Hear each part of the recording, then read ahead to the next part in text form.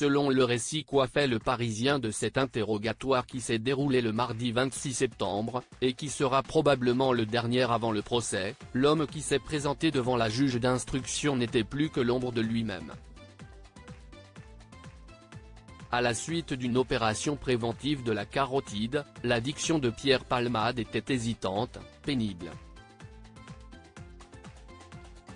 Néanmoins, cela n'a pas empêché l'humoriste en disgrâce de passer aux aveux, sans chercher à se dédouaner.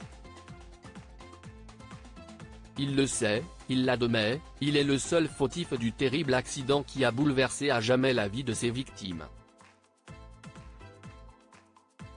S'il a évoqué une amnésie totale et un possible épuisement, il admet sans phare les excès ayant mené au drame et sa totale responsabilité. « J'ai bousillé la vie d'une famille ».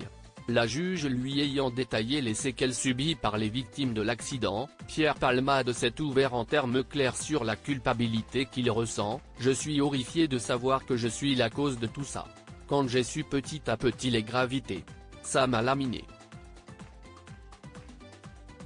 C'est monstrueux », avant d'ajouter « Je m'endors et je me lève avec ça, sincèrement. » Et il faut dire que les conséquences de son épuisement total, lui qui suppose être tombé de fatigue après 3 jours de consommation de drogue sans dormir, sont terribles. Le conducteur du véhicule souffre d'une infirmité permanente de la main gauche, et doit encore subir d'autres opérations.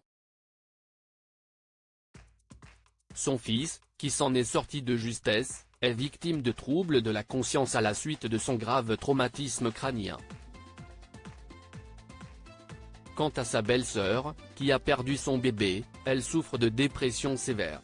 Un repentir sincère ?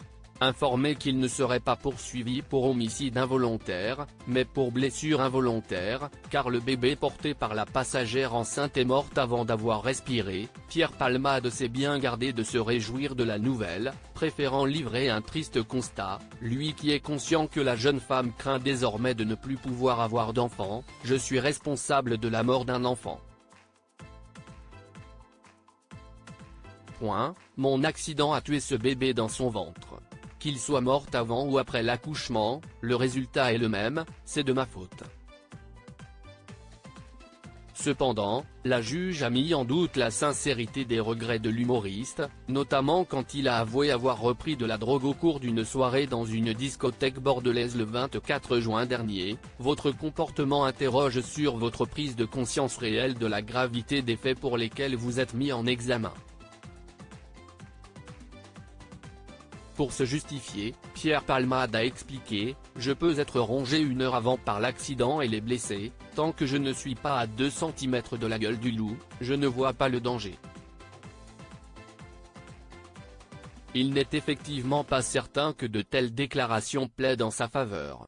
Alors que l'humoriste a déclaré souhaiter que les victimes se rétablissent le plus vite possible, ce sera au juré de décider de la sincérité de ses dires et de la crédibilité d'une éventuelle réhabilitation. Pierre Palmade, qui assure que sa culpabilité n'a cessé de croître, pourrait encourir jusqu'à 20 ans de prison.